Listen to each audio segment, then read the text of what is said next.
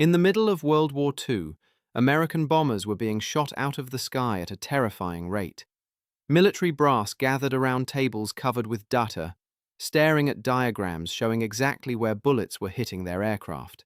The answer seemed obvious: armor the places with the most damage. But one man in the room saw something nobody else could see. He was a refugee who had fled the Nazis just 4 years earlier. He spoke with a heavy accent. He was technically classified as an enemy alien, and he was about to save thousands of American lives by telling the generals they had it completely backwards. His name was Abraham Wald. He was a mathematician who could see the invisible, and the military establishment thought he was out of his mind.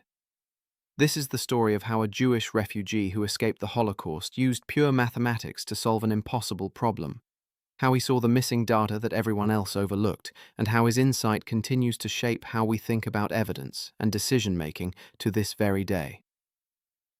It is a story of genius, persecution, escape, and a mind so brilliant that it could find truth in the spaces where nothing appeared to exist. It is the story of how one man's ability to see what was not there changed the course of the war in the air. In 1942, the skies over Europe had become the most dangerous place on Earth for American airmen. The United States Army Air Forces had committed to a strategy of daylight precision bombing against Nazi Germany. The theory sounded elegant on paper. American bombers flying in tight defensive formations, bristling with machine guns, would strike German factories and military installations with surgical accuracy. The Norden bomb sight, a closely guarded piece of technology, would allow bombardiers to drop their payloads with unprecedented precision. Unlike the British Royal Air Force, which had switched to nighttime area bombing after suffering devastating losses in early daylight raids, the Americans believed their heavily armed bombers could fight their way through to targets in broad daylight. The reality was a nightmare beyond imagination. German anti-aircraft guns filled the skies with exploding shells, creating walls of shrapnel that shredded aluminum and flesh with equal efficiency. The flak was so thick over heavily defended targets that pilots described it as dark clouds through which they had to fly.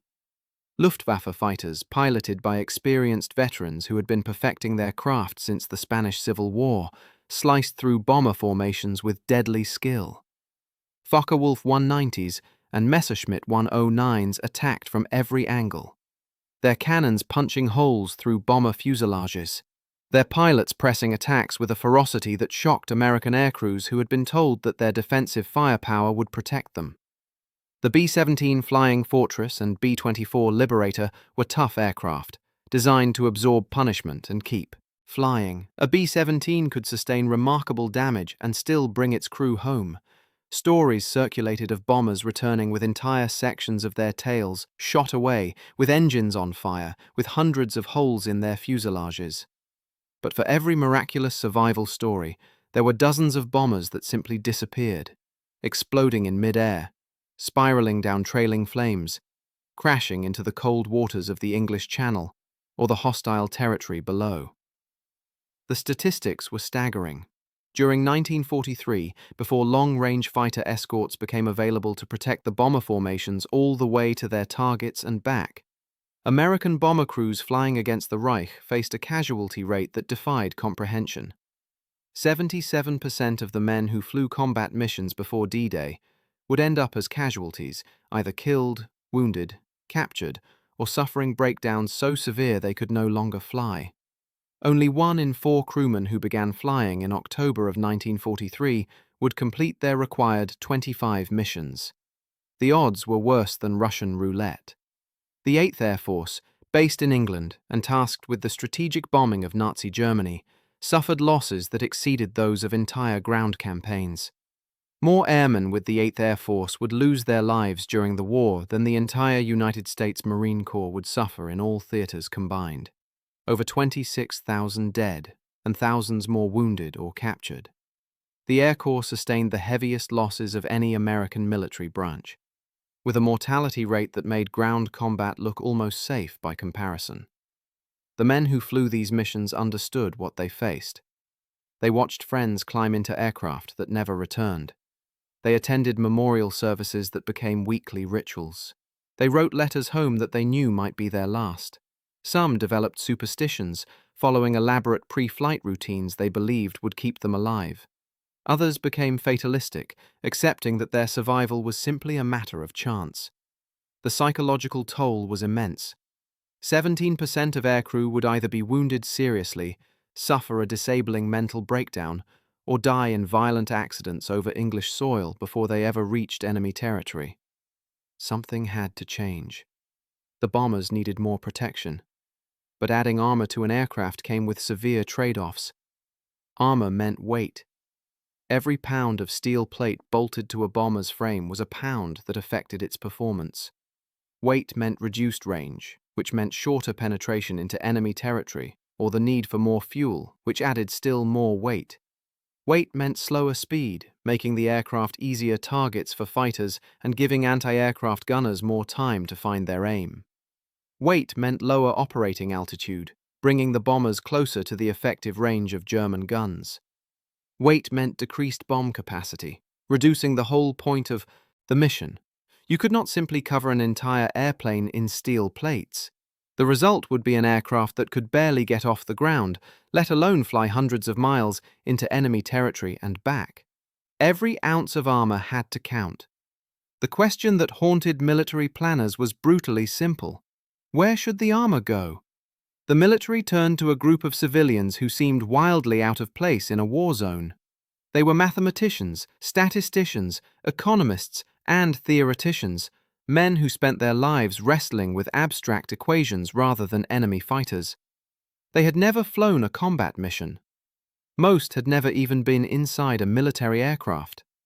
They worked with pencils and paper and mechanical calculators rather than machine guns and bomb sights, and yet the military believed they might hold answers that combat veterans could not find. They worked in an apartment building at 401 West 118th Street in Morningside Heights, just a block from Columbia University in New York City. The building had been converted from faculty housing into office space, its apartments transformed into rooms filled with desks and calculating machines and blackboards covered with equations. Their organization was called the Statistical Research Group, and their mission was to apply the power of mathematics to the problems of war. The SRG was part of a larger mobilization of American scientific and intellectual talent.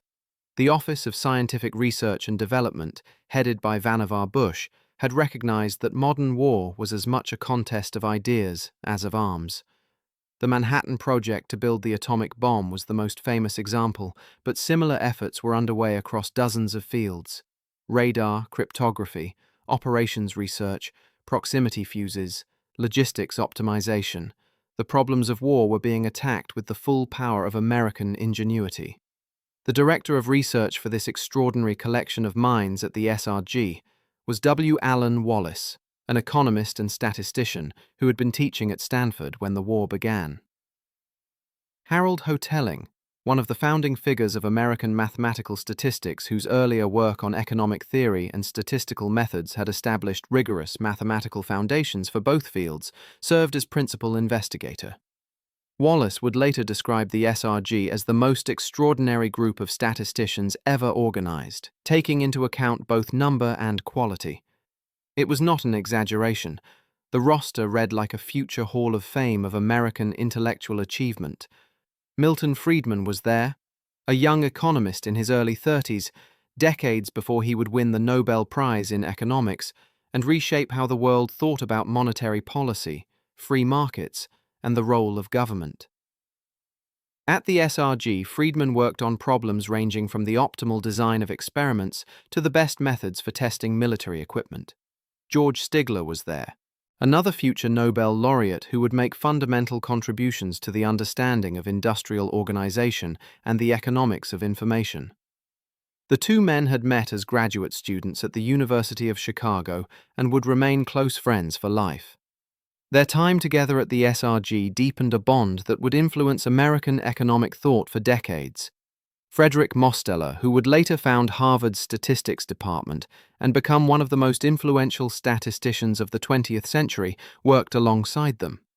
His contributions to the understanding of statistical inference would shape how scientists across every field analyzed their data. Leonard Jimmy Savage, the pioneer of decision theory and a great advocate for Bayesian statistics, contributed his brilliant mind to the effort.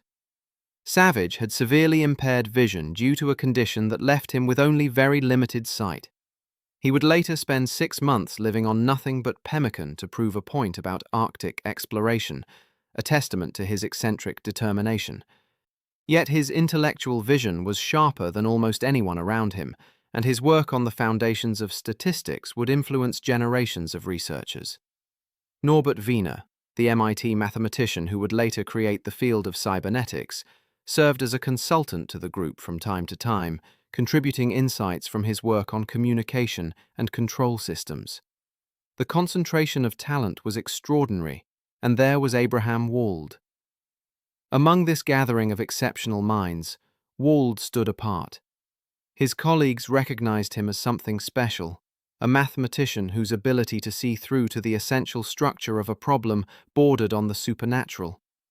Where others saw data, Wald saw the mathematical relationships that generated the data.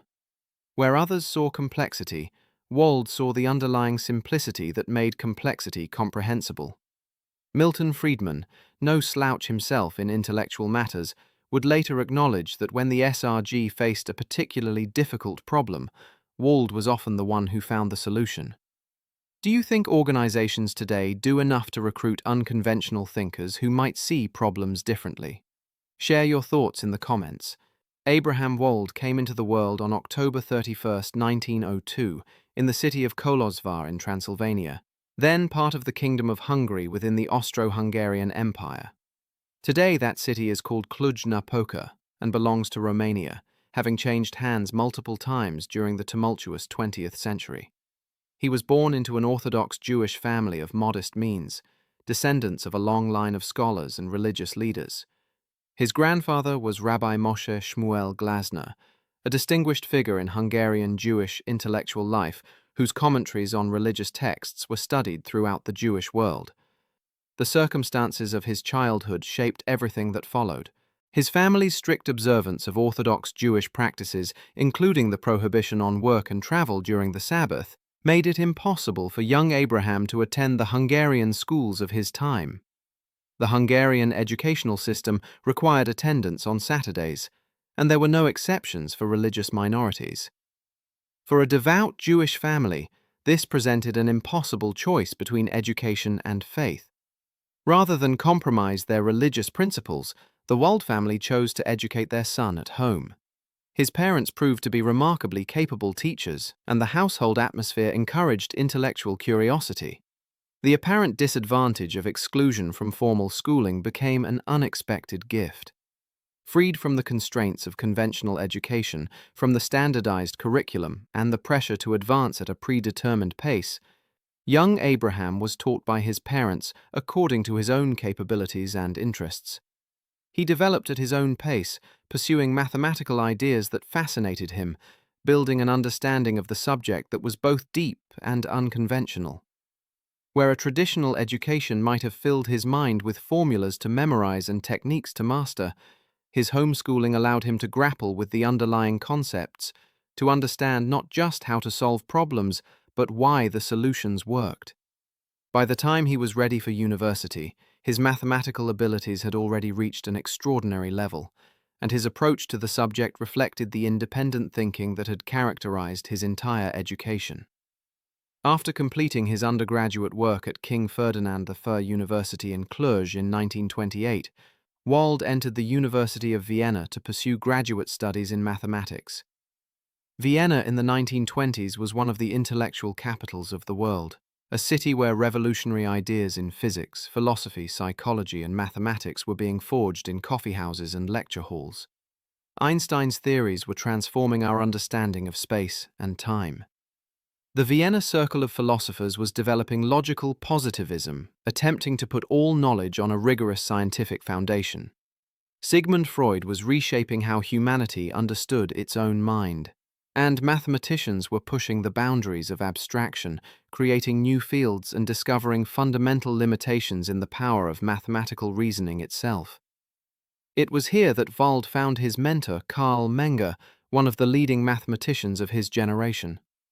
Menger had made important contributions to geometry and dimension theory, and he ran a seminar that attracted brilliant young minds from across Europe. The seminar was famous for its intellectual intensity, its openness to new ideas, and its willingness to challenge established orthodoxy. Speakers presented open problems and recent results, and the discussions that followed could be fierce and unsparing. Under Menger's guidance, Wald flourished. His doctoral dissertation, completed in 1931, dealt with problems in geometry that established his reputation as a mathematician of the first rank. He was investigating questions about the fundamental nature of space and measurement, bringing new techniques to bear on ancient questions. Menger later described Wald's geometric work as deep, beautiful, and of fundamental importance. The 21 papers on geometry that Wald published during his Vienna years demonstrated mastery of a demanding field and the ability to make original contributions at the highest level of mathematical thought. But brilliance alone could not overcome the obstacles that faced a Jewish academic in 1930s Austria. Despite his obvious talents, despite the quality of his research, despite the support of mentors like Menger, Wald could not obtain a university position. The discrimination against Jews that poisoned Austrian academic life made it impossible for him to pursue the normal career path of a young mathematician. There were few academic positions open to anyone in the depression-ravaged economy, and those that existed went to candidates who did not carry the burden of Jewish heritage. Wald survived by taking work where he could find it. He became a mathematics tutor to Karl Schlesinger, a prominent Austrian banker and economist who had an interest in applying mathematical methods to economic problems. This arrangement, born of necessity, would prove fateful. Through Schlesinger, Wald was introduced to the world of mathematical economics, a field where his analytical gifts could be applied to entirely new kinds of problems. He began studying how mathematical techniques could illuminate questions about markets, prices, and economic equilibrium. The renowned economist Oskar Morgenstern recognized Wald's exceptional abilities and created a position for him at the Austrian Institute for Economic Research. Morgenstern himself would later emigrate to America and, together with the mathematician John von Neumann, would create game theory, revolutionizing the study of strategic decision-making. But in Vienna in the mid-1930s, he was simply a colleague who appreciated what Wald could contribute. Between his work in economics and his continued research in pure mathematics, Wald was building an impressive body of scholarly work. He published 10 papers on economics and econometrics, including an important monograph on seasonal movements in time series. He participated in Menger's famous mathematical seminar, contributing papers and engaging with some of the finest minds in Vienna. Despite the discrimination that blocked his academic career, he was establishing himself as a scholar of the first rank in 2 separate fields. Then came 1936. The political situation in Austria was deteriorating rapidly. Fascism was on the rise throughout Europe, and Austria's own government had become increasingly authoritarian. Anti-Semitism was intensifying, moving from the social discrimination that had always plagued Jewish academics to something more ominous and systematic. Menger's seminar was forced to stop meeting after it was criticized for having Jewish contributors. The intellectual community that had nurtured Wald was being systematically dismantled. The shadow of fascism was falling across Austria, and for a Jewish intellectual like Abraham Wald, the situation was becoming increasingly dangerous. On March 12, 1938, Nazi Germany annexed Austria in the event known as the Anschluss. German troops crossed the border to cheering crowds, and Adolf Hitler returned in triumph to the country of his birth. Overnight, the discrimination that had made Wald's life difficult became persecution that threatened his very existence. Jews were immediately stripped of their positions, their property, their rights, and increasingly their lives.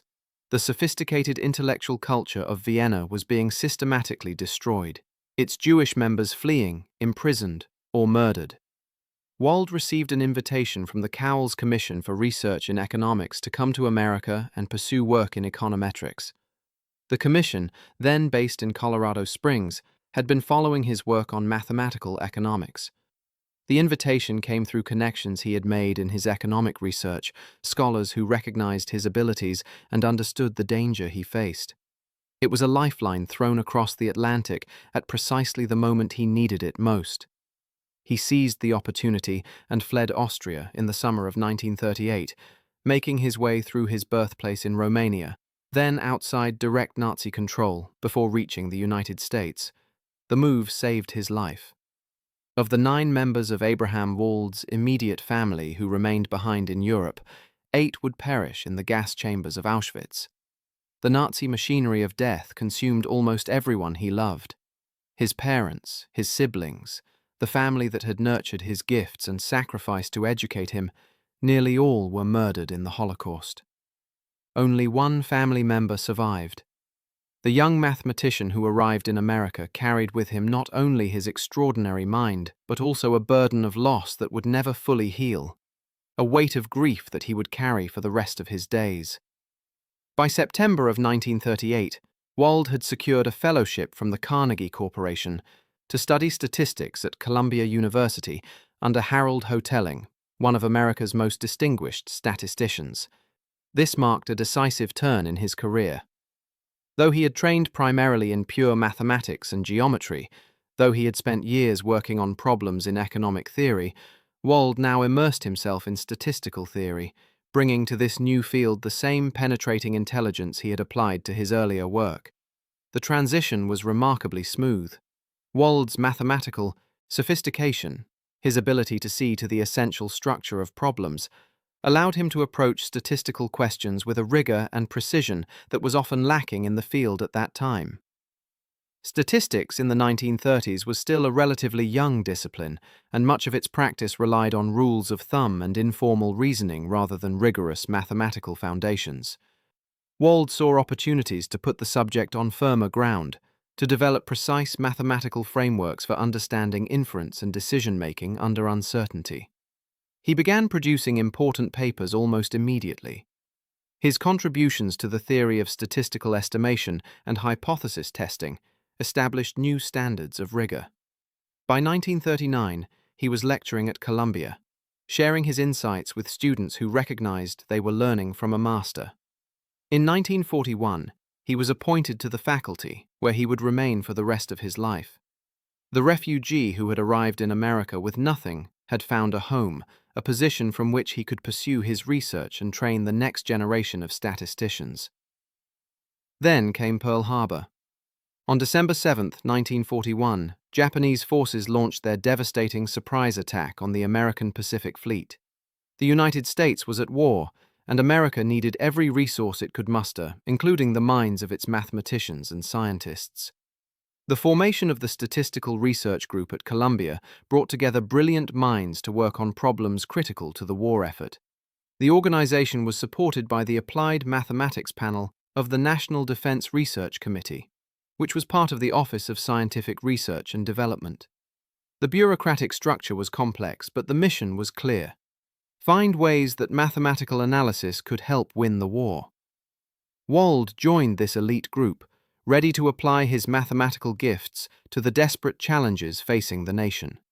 His colleagues quickly recognized that they had acquired someone extraordinary.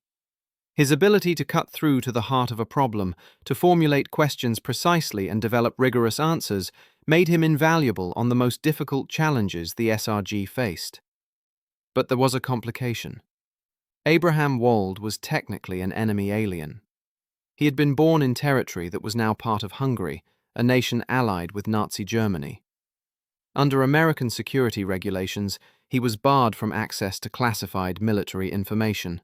The irony was painful. Here was a Jewish refugee whose family was being murdered by the Nazis, classified as a potential threat to American security because of the accident of his birthplace. The regulations made no distinction between a genuine enemy sympathizer and a man who had every reason to hate the Nazi regime.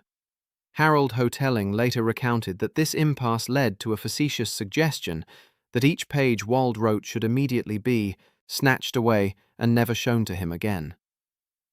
The joke captured the absurdity of the bureaucratic obstacle. Here was one of the finest mathematical minds in the country, prevented from reading his own work because of regulations that made no sense in his particular case. The SRG had recruited him precisely because of his exceptional abilities, and now those abilities were constrained by rules designed for an entirely different kind of situation.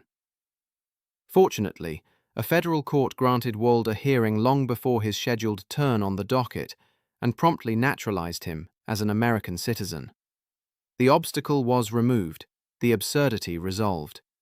Abraham Wald was now free to contribute fully to the war effort, and contribute he did, throwing himself into problem after problem with the intensity and rigor that characterized everything he did.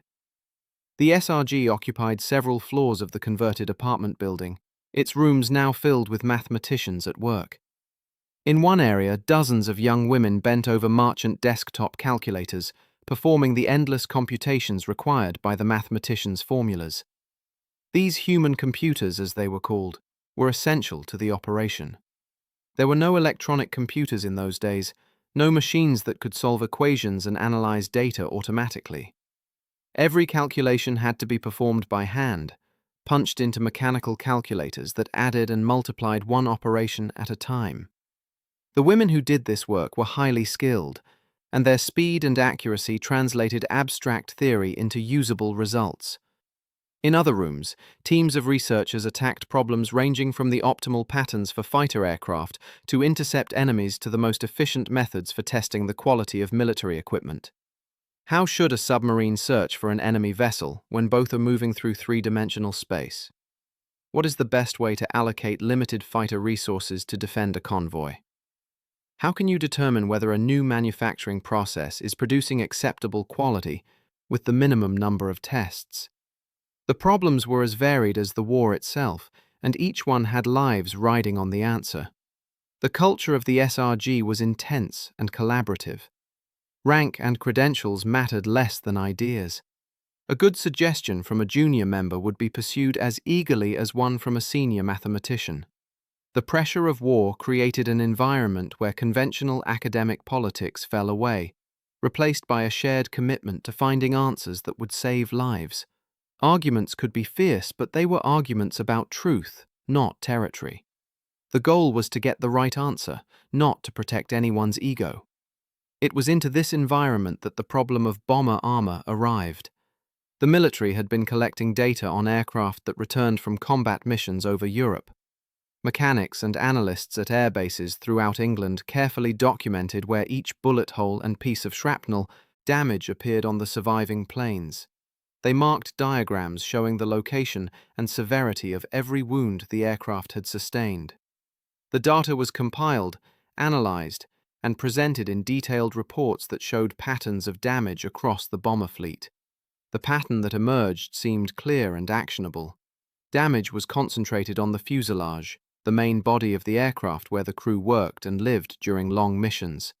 The wings showed heavy damage as well, their large surface area presenting obvious targets to enemy fire. The tail sections were also hit frequently, the control surfaces that directed the aircraft's flight showing the scars of combat.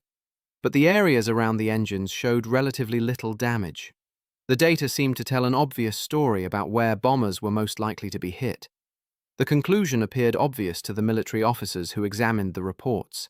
If bullets were hitting the fuselage and wings most frequently, then those were the areas that needed additional armor plating.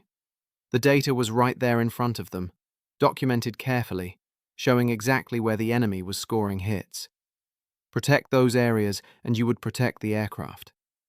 It was simple, straightforward, and logical. The military brass were prepared to act on this seemingly straightforward analysis. More armor on the fuselage, more armor on the wings. Protect the places where the bullets were hitting. The only question was how much armor to add and exactly where to position it for maximum effect.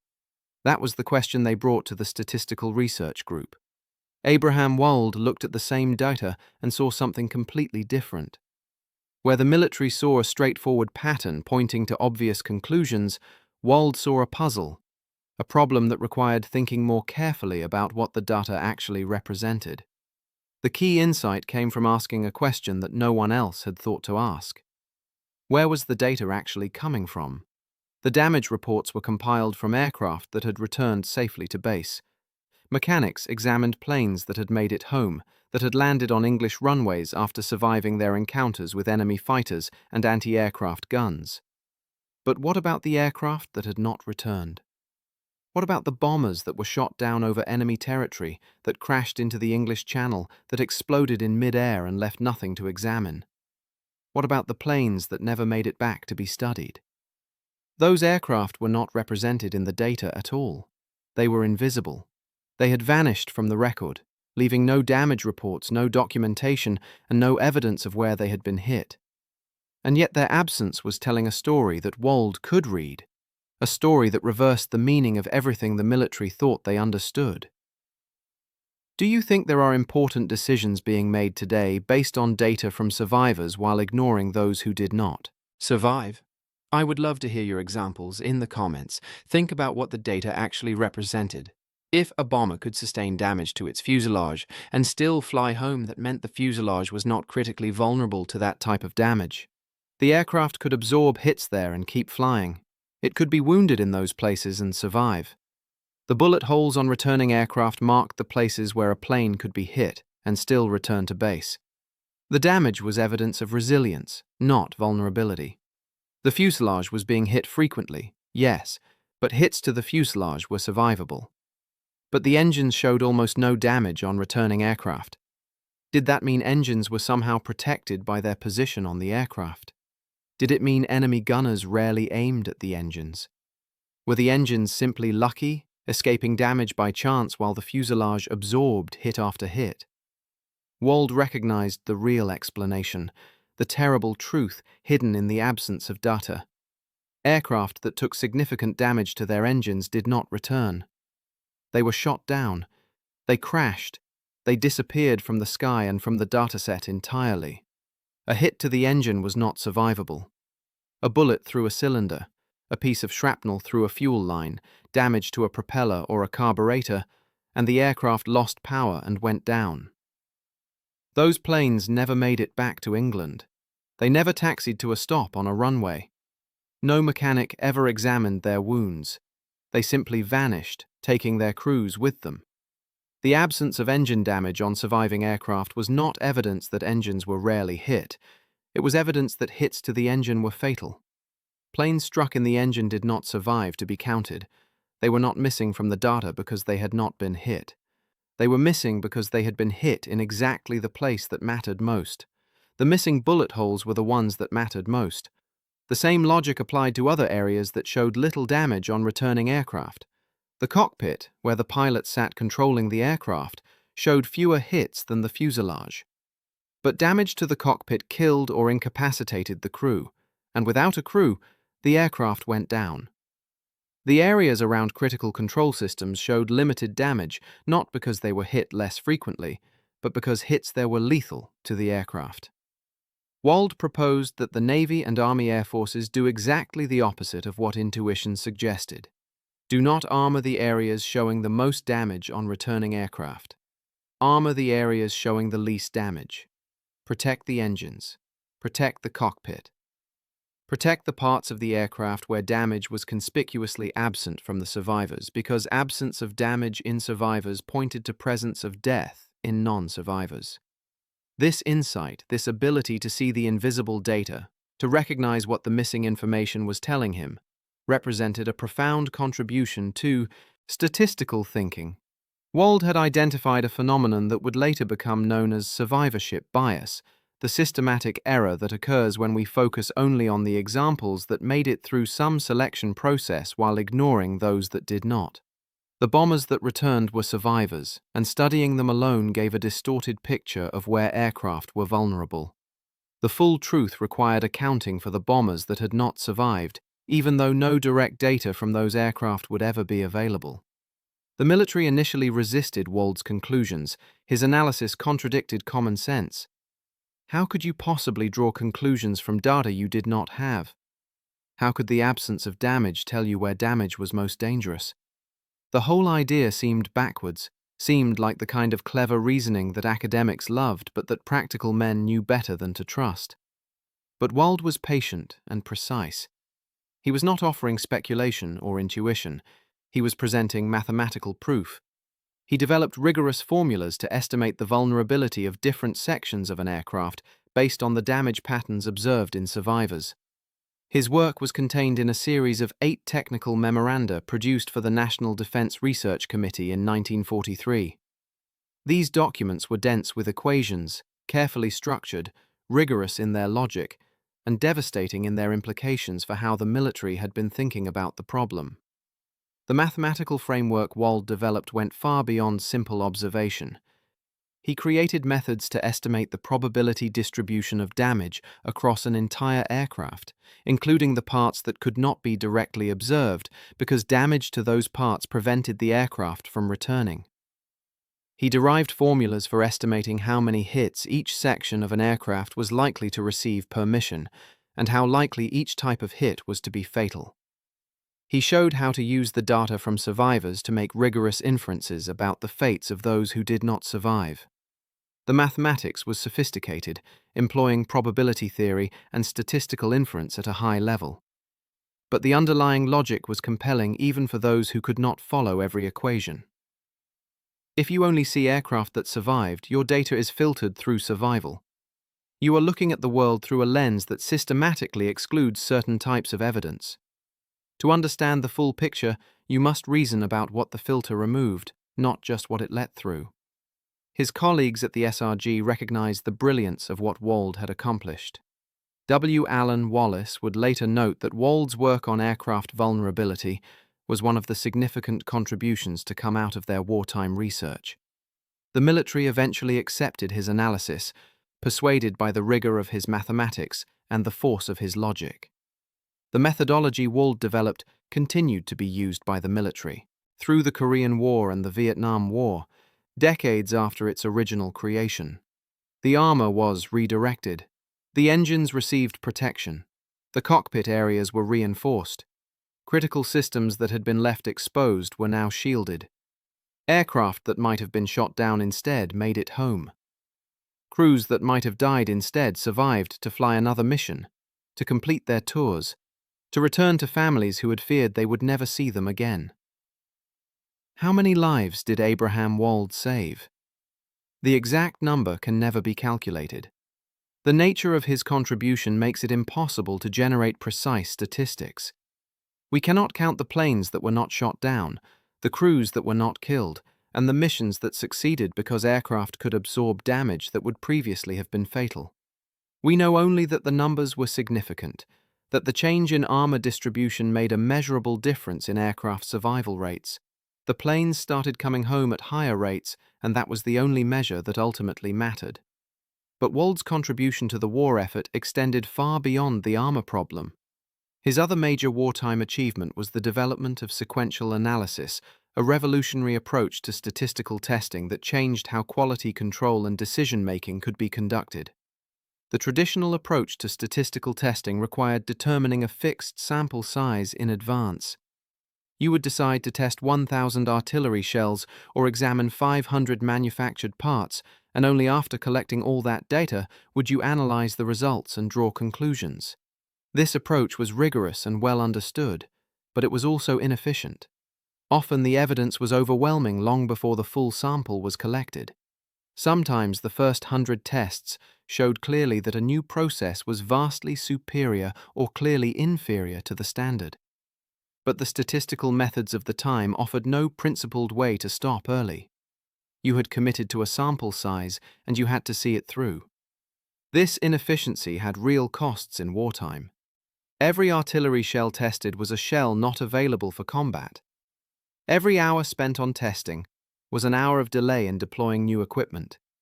If a new manufacturing process was clearly better after 100 tests, waiting for another 900 tests to be completed was wasteful and potentially dangerous. The war effort needed faster answers. Wald recognized that there had to be a better approach. The problem had been raised in discussions at the SRG, with Milton, Friedman, and Alan Wallace among those who had thought about it. They recognized the potential importance, but also recognized that developing a rigorous solution would require mathematical skills beyond their own. They turned to Wald. Working with his characteristic intensity, Wald developed the sequential probability ratio test, a method that allowed for continuous evaluation of data as it was collected. At each step, the analyst could determine whether enough evidence had accumulated to reach a reliable conclusion or whether more data was needed. The method calculated at each point whether to accept one hypothesis, reject it, or continue testing. Testing could stop as soon as a reliable decision was possible, saving enormous amounts of time and resources. The mathematics behind sequential analysis was sophisticated, but the practical implications were immediate and dramatic. Testing that had previously required thousands of observations could often reach equally reliable conclusions with a fraction of that number.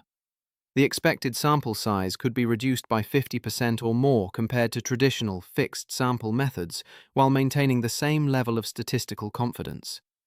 The value of sequential analysis to the war effort was immediately recognized. The method was so useful that it was classified as restricted throughout the war. The military did not want the enemy to know about this statistical innovation that was giving American forces an advantage in quality control and decision-making. Only after the war ended was sequential analysis released to the public, where it revolutionized quality control in industry and transformed statistical practice in fields ranging from medicine to manufacturing. Wald published his systematic treatment of the subject in his 1947 book, Sequential Analysis, which became a foundational text studied by statisticians around the world.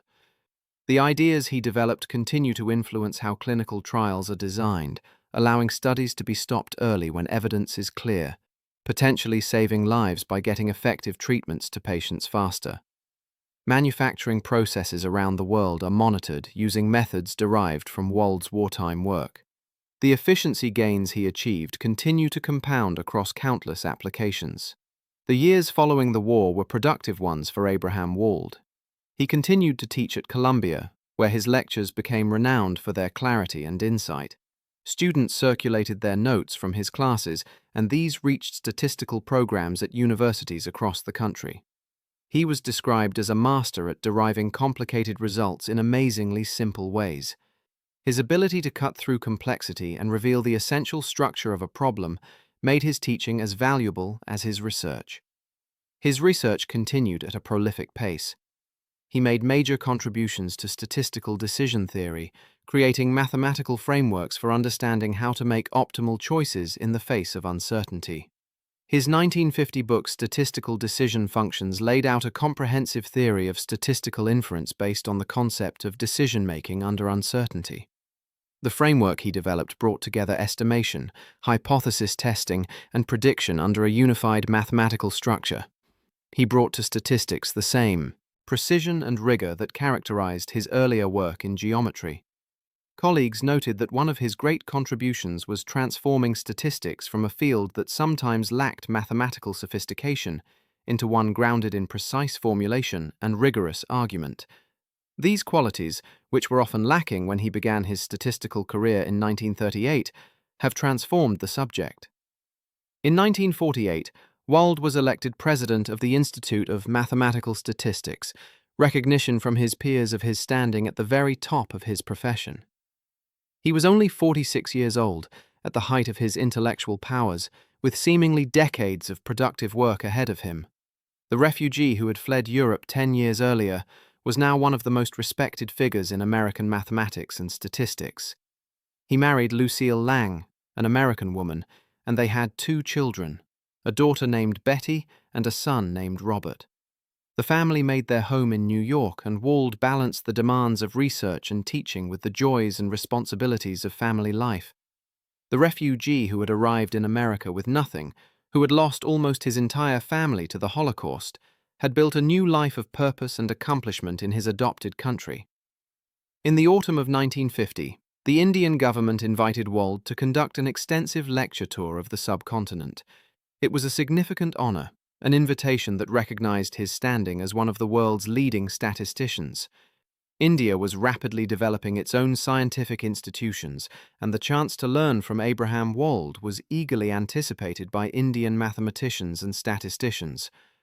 Wald accepted the invitation, seeing an opportunity to share his ideas with a new generation of researchers in a country that was investing heavily in scientific education. He traveled to India with his wife Lucille, leaving their children behind in the care of relatives. He visited the Indian Statistical Institute in Calcutta, meeting with faculty and students, giving lectures on his work. He was scheduled to address the Indian Science Congress in Bangalore in January of 1951, one of the premier scientific gatherings in Asia. On December 13, 1950, Abraham Wald and his wife Lucille boarded an Air India flight traveling from Bombay to Coimbatore. The aircraft was a Douglas DC-3, registration VT-CFK, the workhorse transport plane that had served throughout the war and continued in civilian service around the world. The route took them over the Nilgiri Mountains in southern India, a region of steep terrain, dense forests, and unpredictable weather. Fog could roll in quickly, obscuring the peaks and valleys that rose thousands of feet above sea level. The plane never arrived at its destination. When it failed to land at Coimbatore as scheduled, a search was launched. For days, search parties combed the mountains, looking for any sign of the missing aircraft. The terrain was difficult, the forests thick, the mountains remote. Finding a crashed aircraft in such conditions was a daunting challenge. A military search party eventually located the wreckage in a rocky valley below Rangaswamy Hill in the Denad Reserve Forest near the village of Kil Kotagiri. The DC-3 had crashed into the steep mountainside, destroyed on impact. All 21 people aboard, 17 passengers and 4 crew members, had been killed instantly. Abraham Wald was 48 years old. Lucille Wald died beside him. Their children, Betty and Robert, were back home in the United States, suddenly orphaned. Robert was only 3 years old. He would grow up with no memories of the father whose brilliance had saved so many lives. The bitter irony was impossible to ignore. The mathematician who had figured out how to make aircraft safer, who had seen the invisible patterns in aircraft survival and death, who had saved countless airmen through his insights into where armor should be placed, had himself died in a plane crash in a remote corner of India. The man who could see the missing data had become part of the missing data himself, another statistic in the long record of aviation accidents, another absence in a dataset that someone else would have to interpret. The loss to mathematics and statistics was immense and irreplaceable. Wald was still in his intellectual prime, still producing important work, still shaping the field through his teaching and research. His book Statistical Decision Functions had just been published, opening new directions for research that he would never pursue himself.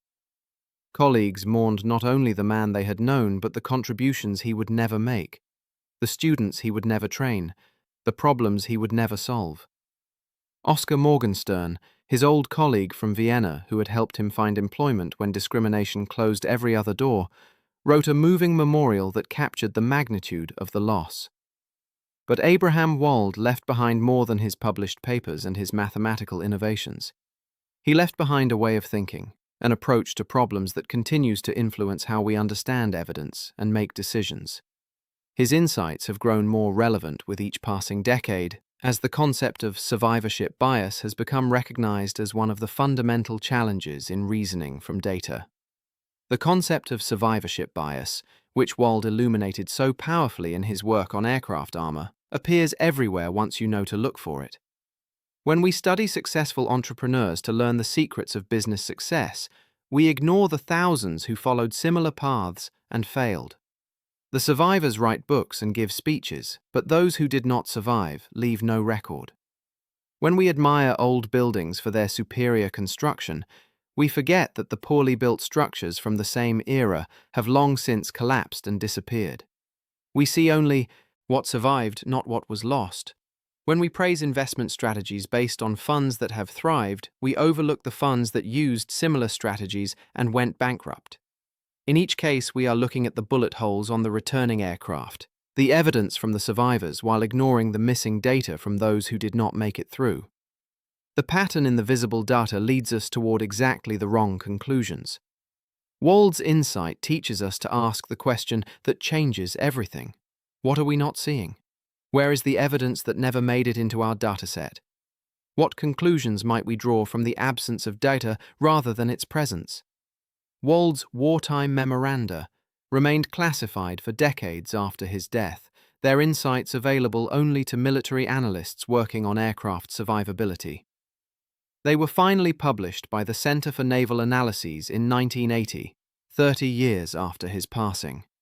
In 1984, mathematicians Karl Menger and Francisco Samaniego published a detailed exposition of Wald's aircraft survivability work in the Journal of the American Statistical Association, bringing his insights to a new generation of readers. The paper explained Wald's methods in modern notation and showed how his techniques could be applied to contemporary problems. The sequential analysis methods Wald developed became foundational to modern clinical trials, where the ability to stop a study early when evidence is clear can be the difference between life and death for patients. If a new treatment is dramatically better than the standard of care, sequential methods allow the trial to conclude quickly, making the treatment available to all patients sooner. If the new treatment is harmful, sequential methods can detect the danger before more patients are exposed. His decision theory laid groundwork for entire branches of statistics and economics. The mathematical frameworks he created continue to be refined and extended by researchers around the world. His son Robert, orphaned at age 3, grew up to become a distinguished physicist in his own right, carrying forward a legacy of intellectual brilliance that his father never knew he would inherit. Robert Wald is today a professor at the University of Chicago, one of the world's leading experts on general relativity, black holes, and quantum gravity. His textbook, General Relativity, published in 1984, is considered a standard reference in the field. In 2017, he received the Einstein Prize from the American Physical Society for his contributions to gravitational physics. In 2025, he received the Dirac Medal. The son, who lost his father before he could form memories of him, built his own remarkable career in science, honoring a legacy he could only know through the work his father left behind. The lessons of Abraham Wald extend far beyond statistics and mathematics. His story reminds us of the cost of discrimination, of the talent that is lost when societies exclude people based on their background rather than their abilities. Vienna in the 1930s denied Wald a university position because he was Jewish. America gained one of the finest mathematical minds of the 20th century because of that injustice. The 8 family members who died at Auschwitz might have included other remarkable individuals whose contributions we will never know, their potential erased along with their lives. His story reminds us of the value of unconventional thinking, of the insights that come from people who approach problems differently. Wald's path to the aircraft armor problem was anything but direct. A geometric mathematician who became an economist, who became a statistician, who became a military consultant. Each transition brought new perspectives, new tools, and new ways of seeing. The insight that saved lives came from someone who was never trained in aeronautics or military science, someone who brought a mathematician's sensibility to a problem that the experts had gotten wrong. The Statistical Research Group itself embodied this principle. By bringing together people from different fields, economists and statisticians and mathematicians and theoreticians, the SRG created an environment where unexpected connections could be made. The armor problem that seemed obvious to military men with years of experience was solved by a refugee with a pencil and an understanding of probability. In every organization, in every field, there are problems waiting for the person who can see what others miss. There are datasets hiding invisible information. There are conclusions drawn from survivors while the failures go unexamined. There are common-sense solutions that are actually backwards, intuitions that lead away from truth rather than toward it. Abraham Wald showed us how to find the missing bullet holes. He showed us how to see the aircraft that did not return. He showed us that the most important data is sometimes the data that is not there, the evidence that was filtered out before it could reach our analysis. The B-17s and B-24s that flew over Europe in the final years of the war carried armor placed according to Wald's analysis. The crews inside those aircraft never knew the name of the mathematician whose insight protected them. They knew only that their planes could absorb punishment that might once have been fatal, that they could make it home from missions that might once have killed them. Somewhere in the mathematics of absence, in the statistics of the invisible, Abraham Wald found a way to save lives. A refugee who had lost almost everything, who had fled the destruction of his world, who carried the weight of murdered family members on his shoulders, devoted his genius to protecting the young men who flew into danger over Europe. And in doing so, he taught us a lesson about evidence and inference that resonates far beyond the bombing campaigns of World War II. Look at the patterns in the data you have. But never forget to ask about the data you do not have. The survivors will show you where you can afford to be hit. Only the missing will show you where the hits are fatal. They dismissed his math. They said his conclusions were backwards. They thought they knew where the armor should go. And then the planes started coming home. Question your assumptions.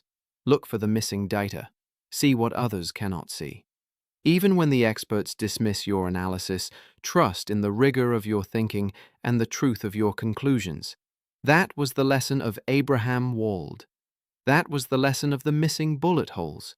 That was the lesson that brought the bombers home. Hi.